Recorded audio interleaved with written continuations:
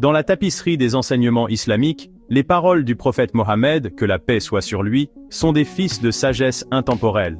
Ces enseignements, préservés sous forme de hadiths, éclairent le chemin vers une vie épanouissante, agréable à Allah. Un de ces hadiths, rapporté par l'imam Tirmidhi, brille avec éclat. Craignez Allah où que vous soyez. Faites suivre une mauvaise action par une bonne action, et elle l'effacera. Et traitez les gens avec un bon caractère. Ces mots concis ont un sens profond, offrant une feuille de route pour notre relation avec Allah, nous-mêmes et les autres. Ce hadith est un phare qui nous guide à travers les complexités de la vie. Il souligne l'importance de la taqwa, la crainte d'Allah, comme fondement de nos actions. Il met en évidence le pouvoir transformateur des bonnes actions, offrant de l'espoir et nous exhortant à une amélioration continue. Et il souligne l'importance de la gentillesse, nous rappelant que nos interactions avec les autres sont des opportunités de refléter la beauté de notre foi. Craignez Allah où que vous soyez. Ces mots résonnent profondément, nous rappelant qu'Allah est toujours présent, conscient de chacune de nos pensées et actions. Cette conscience n'est pas destinée à inspirer la peur, mais plutôt un profond sentiment de responsabilité et d'amour.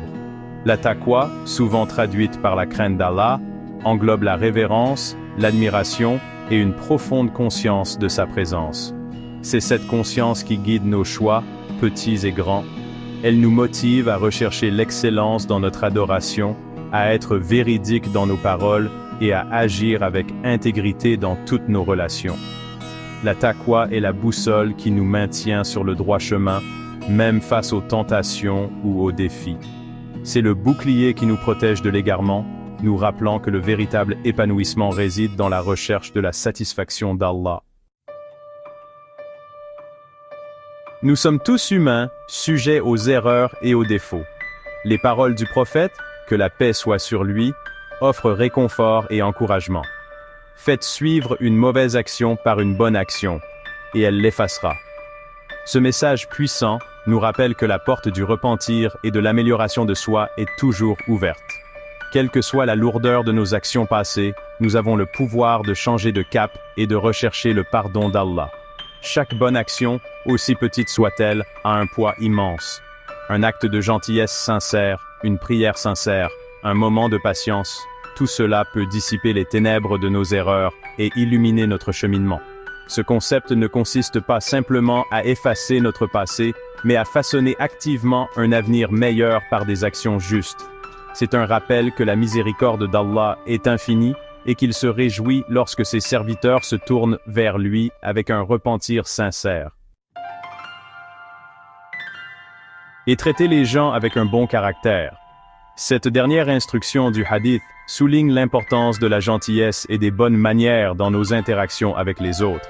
Notre caractère, la façon dont nous traitons ceux qui nous entourent, est le reflet de notre foi. C'est dans nos interactions quotidiennes que nous avons l'occasion d'incarner les enseignements du prophète, que la paix soit sur lui, et d'être une source de lumière pour les autres. La gentillesse est un langage universel, compris de tous. Un sourire chaleureux, une oreille attentive, un coup de main, ces gestes simples peuvent avoir un impact profond sur ceux qui nous entourent. Lorsque nous traitons les autres avec respect, empathie et compassion, nous créons un effet d'entraînement positif qui s'étend bien au-delà de notre cercle immédiat.